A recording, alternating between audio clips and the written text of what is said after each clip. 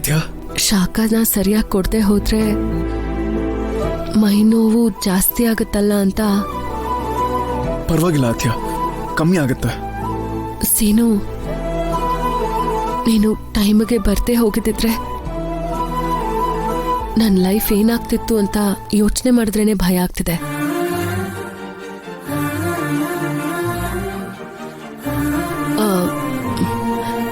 Thank you Seenu.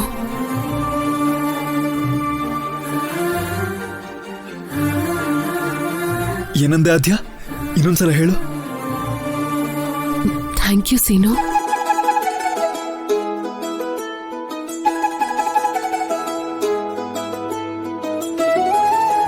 ಸ್ವಲ್ಪ ದಿನಗಳು ನಮ್ಮ ಮಧ್ಯೆ I hate you, I am sorry ಅಂತ ನೆಗೆಟಿವ್ ವರ್ಡ್ಸೇ ಓಡಾಡ್ತಿತ್ತು. ಅವಾಗೇನೋ ಪ್ರತಿ ನಿಮಿಷನೂ ವರ್ಷ ಇದ್ದಂಗಿತ್ತು. ಈಗ ನೀನ್ ಥ್ಯಾಂಕ್ಸ್ ಹೇಳ್ದಲ್ಲ, ಒಂದ್ ವರ್ಷನೇ ಒಂದು ಕ್ಷಣ ಆದ್ರೆ ಚೆನ್ನಾಗಿರುತ್ತೆ ಅನ್ನಿಸ್ತಿದೆ. ನಿಜ ಹೇಳ್ಬೇಕು ಅಂದ್ರೆ ಇವತ್ತು ನಿನ್ನ ಕಾಪಾಡ್ದ ಹಾಗೇನೆ ಅವತ್ತು ಮಾವನ್ನು ಕಾಪಾಡಬೇಕು ಅಂತ ಅನ್ಕೊಂಡೆ. ಸೀನು, ಈಗ ನಾನು ಆ ವಿಷಯದ ಬಗ್ಗೆ ಮಾತಾಡೋದಕ್ಕೆ ಬಂದಿಲ್ಲ. ನಿನಗೇನೂ ಆಗಿಲ್ಲ ಅಲ್ವಾ? ನನಗೇನಾಗುತ್ತೆ? ಇವೆಲ್ಲ ಅಷ್ಟು ದೊಡ್ಡ ವಿಷಯ ಏನಲ್ಲ. ಲೈಟಾಗಿ ತಗೋ ಆದ್ಯಾ, ಲೈಟಾಗಿ ತಗೋ. ಸರಿ ಸೀನು, ರೆಸ್ಟ್ ಮಾಡು.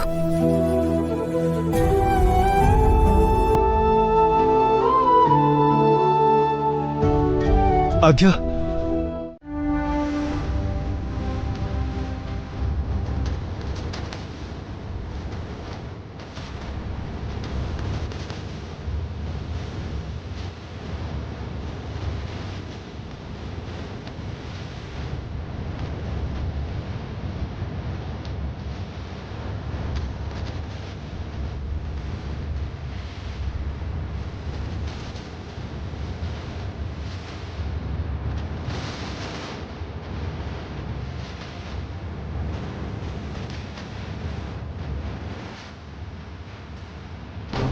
ಇನ್ನೊಂದು ಸ್ವಲ್ಪ ಹೊತ್ತಲ್ಲೇ ಮ್ಯಾಚ್ ಶುರುವಾಗ್ತಿದೆ.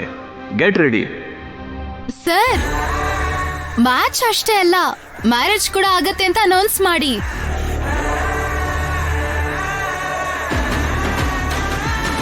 ಏನೇ ನಿನ್ ಕಾನ್ಫಿಡೆನ್ಸು? ಆಡೋದು ಆದ್ಯ, ಸೋಲೋದು ರಾಜಲಕ್ಷ್ಮಿ.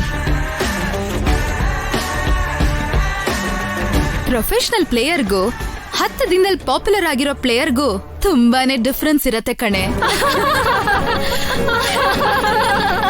ಇದು ಕೇವಲ ಆಟ ಮಾತ್ರ ಅಲ್ಲ, ವಿಶೇಷವಾದಂತ ಪಂದ್ಯ. ಮೈದಾನಕ್ಕೆ ಇಳಿದೇ ಹೋದ್ರು ರಾಜಲಕ್ಷ್ಮಿ ತನ್ನ ಟೀಮನ್ನ ಆಡಿಸಿ ಗೆಲ್ಸಿ ಕಾಲೇಜ್ ಟೀಮ್ಗೋಸ್ಕರನೇ ಈ ಗ್ರೌಂಡ್ ಅನ್ನ ಗೇಮ್ಸಿಗೋಸ್ಕರ ಇದನ್ನ ಉಳಿಸ್ಕೋಬೇಕು ಅಂತ ಪಣ ತೊಟ್ಟಿದ್ದಾರೆ. ಇನ್ನೊಂದು ವಿಷಯ ಕೂಡ ಹೇಳಿ ಸರ್.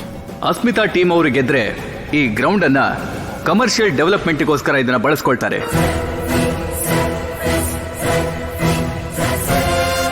ಎಕ್ಸ್ಕ್ಯೂಸ್ ಮೀ ಸರ್, ನಿಜವಾದ ವಿಷಯ ನಿಮ್ಗಿನ್ನೂ ಹೇಳಿಲ್ಲ. ಅಫ್ಕೋರ್ಸ್ ನಮಗ್ ಗೊತ್ತಿಲ್ಲ ಅನ್ಸುತ್ತೆ. ವಾರ್ಮ್ ಅಪ್ ಮಾಡ್ತಿರೋ ಟೀಮ್ ಅಷ್ಟೇ ಅಲ್ಲ, ಒಂದು ಸಲ ಅಲ್ಲಿ ಮಾಡಿರೋ ಸೆಟಪ್ ನ ಕೂಡ ನೋಡಿ.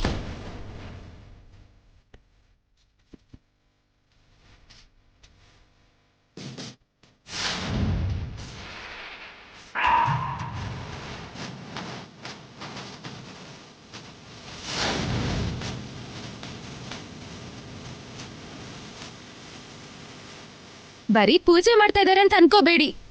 ಈ ಮ್ಯಾಚ್ ಅಲ್ಲಿ ಏನಾದ್ರೂ ನನ್ ಗೆದ್ರೆ ಆ ರಾಜಲಕ್ಷ್ಮಿ ಸೋಲದ್ಲು ಅಂತ ಹೇಳೋದ್ಕಿಂತ ಅವ್ರ ಗಂಡ ಶೌರ್ಯ ಸರ್ ಇಂದ ದೂರ ಆದ್ಲು ಅಂತ ಹೇಳೋದು ಕರೆಕ್ಟ್ ಆಗಿರತ್ತೆ.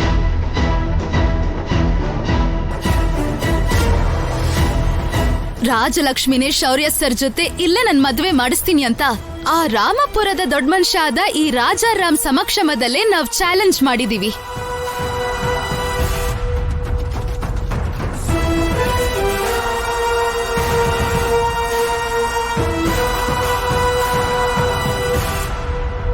ಒಂದು ನಿಮಿಷ.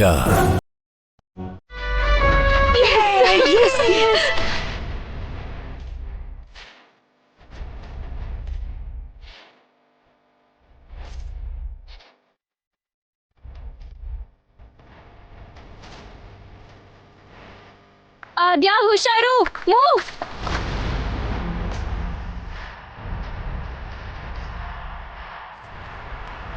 ಬಾಲ್ ಪಾಸ್ ಮಾಡು, ಬಾಲ್ ಪಾಸ್ ಮಾಡು. Adya, come on, forward.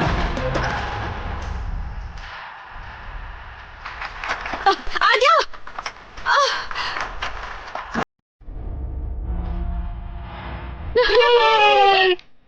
Super Aadya.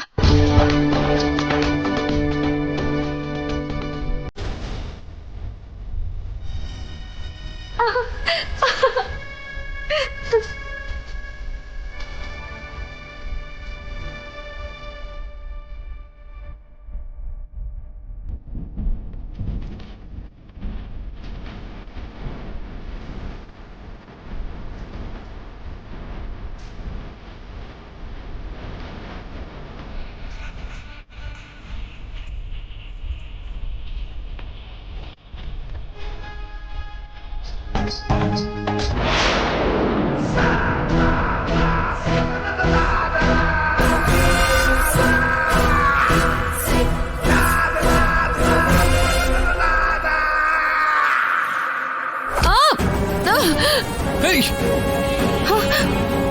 Aadya, Adya! Aadya.